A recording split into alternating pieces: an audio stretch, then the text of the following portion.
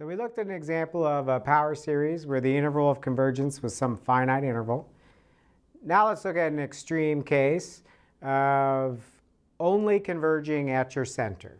So we know that every series converges at its center. And for this series, it's going to turn out, for this power series, I should say, it's going to turn out that it only converges for its center. So really, as a power series, this is not a very useful series because it doesn't do much. There's only one x value for which it converges. And at that point, it's just its first coefficient. So it would be a somewhat useless series. Let's take a look at it. And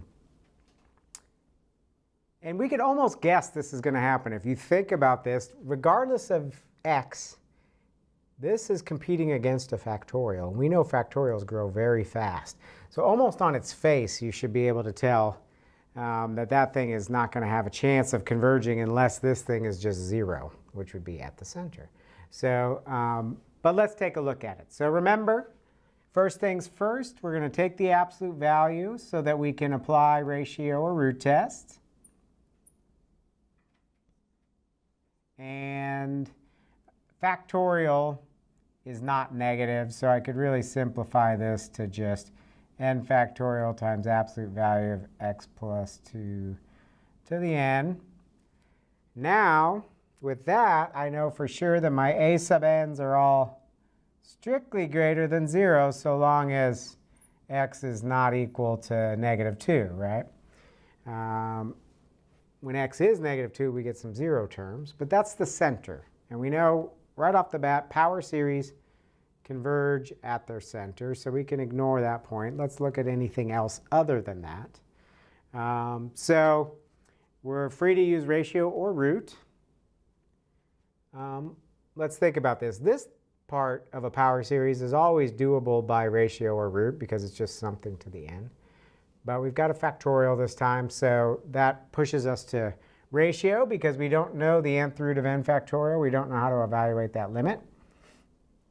So let's do the ratio test. So n plus 1 factorial, absolute value of x plus 2 to the n plus 1. That's our a sub n plus 1 over our a sub n.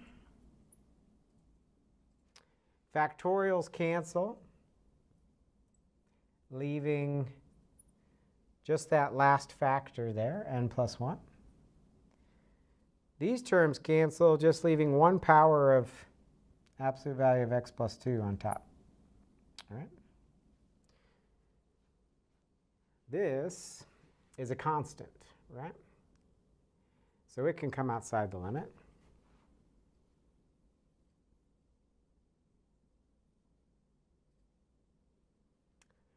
And we're looking at the limit as n goes to infinity of n plus 1.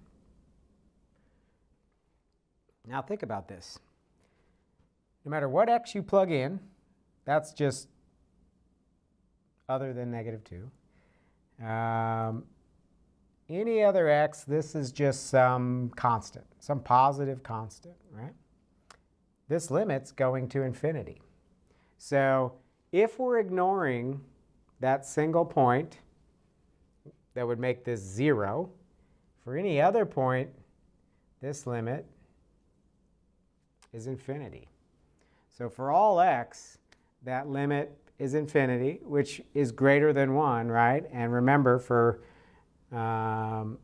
ratio test, that means there is no x value other than negative 2 that could make this limit less than 1. So it's never converging except for that one point, the trivial point of the center. So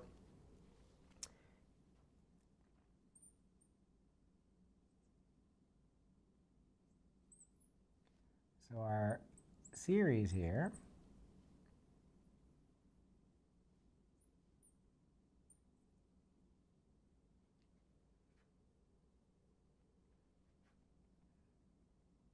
and really, I guess we looked at the absolute value, right? So we know that the absolute value of our series only converges for x equal -2, right? That's the only time this limit, and actually when it's -2, we can't even do this limit. We would really just plug it in to the original series.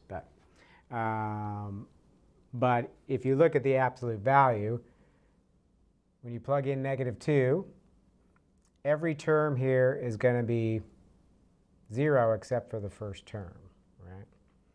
Maybe I'll just emphasize that, right? The center, recall,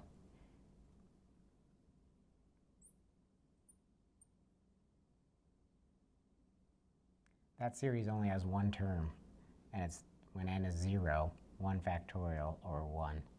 It's just that first term. Every other term after that is 0. So we do know it converges there. So likewise, the absolute value really doesn't make any difference.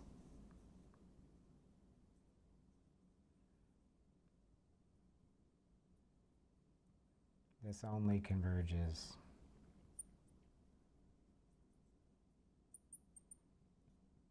for x equal -2. Now, this is nice, actually, because, at least from our standpoint of trying to determine convergence, because there's no endpoints.